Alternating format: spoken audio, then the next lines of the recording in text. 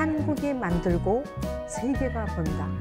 해외에서 한동안 한국의 갓에 대한 관심이 엄청 높아졌던 거예요.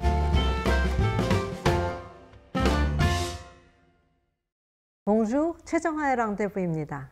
오늘은 우리의 일상이 되어가고 있는 넷플릭스에 대해서 알아보고자 합니다. 넷플릭스를 흔히 기술과 미디어를 기반으로 성공한 기업이라고 말하지만 어떠한 기술을 어떤 목적으로 이루었고 어떤 미디어를 활용하여 성공했는지는 잘 알려지지 않아서 우리 오늘 함께 같이 알아보도록 하겠습니다. 최고의 마케팅은 대부분의 사람이 약점으로 생각하는 점을 강점으로 생각하도록 이미지를 바꿀 때 이루어진다. 넷플릭스의 창업자이자 CEO인 리드 헤이스팅스의 생각을 잘 나타내주는 말입니다. 넷플릭스라는 이름은 인터넷의 네트와 영화 플릭스에서 따왔습니다.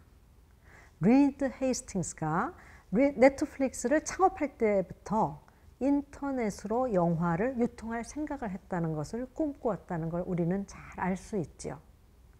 처음부터 스트리밍 방식으로 콘텐츠를 유통한 것이 아니고 1998년 비디오와 DVD를 우편 택배로 배달하는 서비스로 시작을 한 것이랍니다. 그 뒤 2007년부터 넷플릭스는 온라인 동영상 서비스, 우리가 보통 흔히 OTT라고 얘기하죠. OTT 업체가 되었으며 영화 콘텐츠를 제공하는 사업자였지만 이제는 세계에서 드라마와 영화 제작에 가장 많은 투자를 하는 기업이 된 것입니다. 제가 처음 리드 헤이스팅스 CEO 발표를 직접 본 것은 2019년 말 부산에서였습니다. 부산에서 개최된 문화혁신 포럼에서 그를 보았는데요. 그의 발표 내용 하나하나는 귀에 쏙쏙 들어왔습니다. 이야기는 우리의 공감대를 형성하고 세계를 이해하는 데 도움을 줍니다. 과학은 예술과 문화가 지리적인 한계를 넘어서 전 세계에 확산하는 데 일조를 하고 있으며 예술과 인터넷의 기술의 결합이 넷플릭스가 시작된 계기인 것입니다. 한국의 음악, 패션, 음식 등 한류가 전 세계 한류 팬을 존재하게 만들었으며 한국 문화의 깊이와 다양성이 한류 열풍과 아시아 열풍에 영향을 주었습니다. 또 리드 헤이스팅스 CEO는 다음과 같이 말을 했습니다. 이러한 혁명은 계속해서 일어나고 있다. 앞으로 2년 안에 모든 TV에는 와이파이와 넷플릭스가 내장될 것이다 라고 말을 한 것이죠. 넷플릭스의 경쟁력이자 가장 중요한 성공의 요인이 뭔지 아세요? 개인 맞춤형 추천 시스템입니다. 이 시스템은 소리 소문도 없이 인공지능, 즉 AI를 기반으로 하고 있으며 머신러닝, 빅데이터 분석 등 여러 정보통신 기술을 사용하고 있습니다.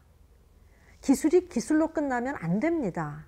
기술은 비즈니스를 창출하고 라이프 스타일을 변화시켜야 그 의미가 있는 것입니다. 직원 7명으로 DVD 대여 사업으로 출발한 넷플릭스의 성공은 단순한 행운이라고 볼 수 있는 게 아니고 여러 차례의 파격적인 혁신과 AI 기술이 있었기 때문에 가능해진 것이라고 저는 생각합니다. 넷플릭스는 어느덧 세계 190개국에 전 세계 1억 9,500만 명의 유료 가입자를 보유한 글로벌 최대 강자로서 자리매김하였습니다. 앞서 말씀드렸듯이 넷플릭스는 2007년부터 우리가 알고 있는 비디오 스트리밍 사업에 돌입을 했고 그 덕분에 비디오 시장은 변화를 한 것입니다. 반면 비디오 체인의 1위였던 블록버스터는 시장의 변화에 밀려서 도태되고 결국은 파산을 하고 만 것입니다. 이제는 넷플릭스뿐만 아니라 디즈니 플러스를 비롯하여 HBO 맥스 등 아주 다양한 스트리밍 서비스 강자들이 속속 계속해서 등장을 하고 있는 것입니다. 동시에 넷플릭스는 2010년에 글로벌 진출을 시작하여서 6년여 만에 190여 개국으로 영토를 확장하였으며 2016년 1월에는 우리 대한민국, 한국에도 상륙을 한 것입니다. 그러면 리드 헤이스팅스 CEO가 스타벅스에 비교해서 말하는 성공의 비결을 우리 한번 살펴보는 게 중요합니다. 스타벅스의 성공의 비결이 라떼를 픽업할 때 같이 오는 환한 미소라면 넷플릭스의 비결은 저희 웹사이트가 각 개개인의 취향에 맞춰진다는 것입니다. 네, 제게 또 큰 감동을 자아낸 말이 있는데 이제 함께 볼까요, 우리? 당신이 회원이 되는 순간 우리의 관심은 오로지 당신의 행복뿐입니다. 저는 이 말을 듣고 정말 감동을 받았답니다. 넷플릭스의 성공 요인은 정교한 추천 시스템 알고리즘이라고 말씀드린 바 있습니다. 사용자의 취향을 정확히 파악해서 보고 싶은 영상을 추천해주는 알고리즘은 넷플릭스를 지금 이 자리에 있게 해준 1등 공신인 것입니다. 시청자에게 영상마다 별점을 매기게 한 뒤 평점을 기반으로 하여서 그 시청자가 선호하는 영상들 사이의 패턴을 분석하여서 그 다음에 볼 영상을 미리 알아맞히는 것이죠. 또 그리고 넷플릭스는 이 추천 시스템을 계속해서 발전시켰으며 전 세계에서 들어오는 사용자들의 행동에 대한 방대한 데이터를 통해서 남들이 넘볼 수 없는 독보적인 추천 시스템을 갖추게 된 것입니다. 이를 통해서 넷플릭스는 전 세계 누구를 타깃으로 무엇을 광고할지를 결정하고 사용자의 취향과 행동 정보를 추출해서 컨텐츠를 추천하는 것입니다. 의사결정의 상당수는 데이터에 의존하고 있다는 것이죠. 그렇다면 넷플릭스가 개인 맞춤형 추천 시스템에 집중하고 고도화하고 있는 이유는 과연 무엇일까요? 네, 90초 내에 승부가 결정되기 때문입니다.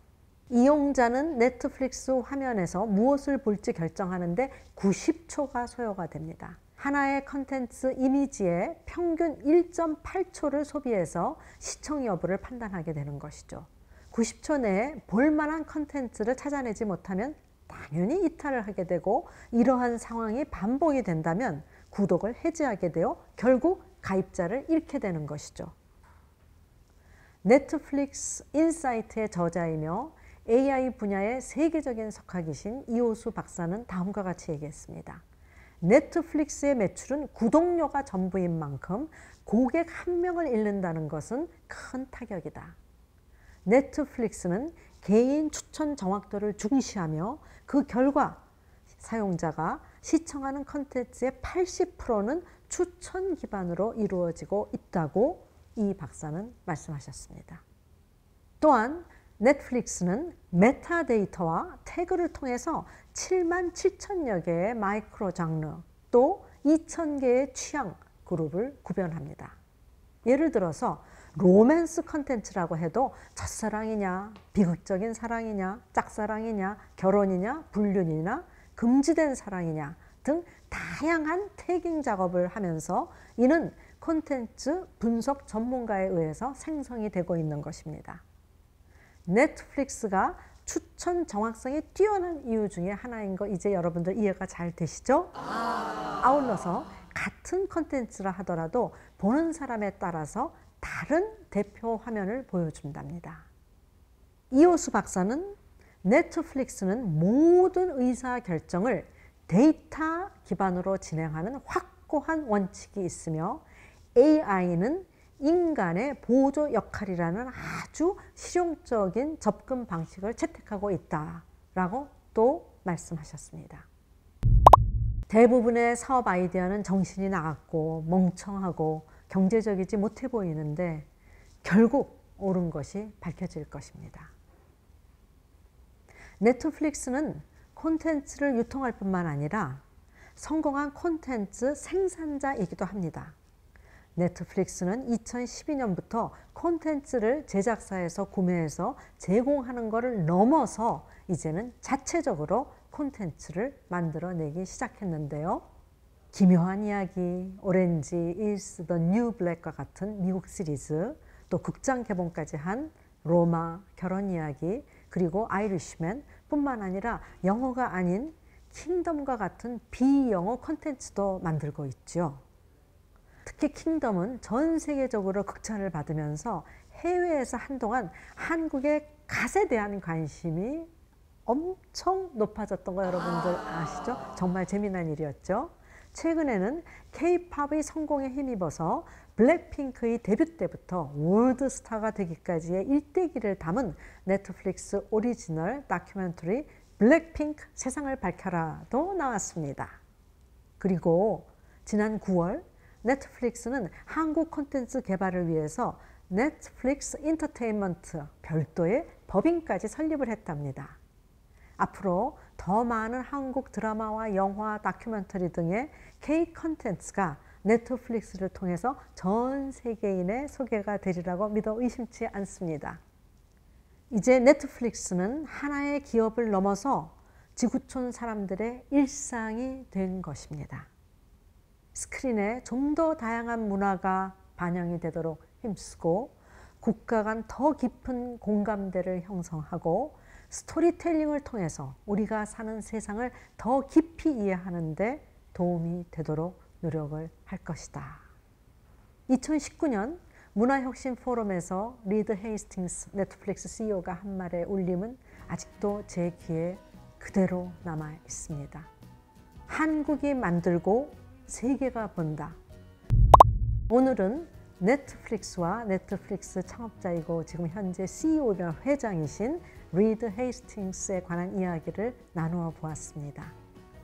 시대의 흐름과 비전을 생각했기 때문에 단순한 비디오 대여 사업체로 남아있지 않고 전 세계로 미디어 컨텐츠를 스트리밍하는 지금의 넷플릭스가 된 것을 우리는 한번 생각해 봐야 할 것입니다. 다가오는 4차 산업혁명을 대비하는 여러분들에게 조금이나마 답변이 되었으면 하는 마음으로 이 에피소드를 준비해 봤습니다. 그럼 우리 같이 마무리해 볼까요? 우리 곧 다시 만나요. 아비안또.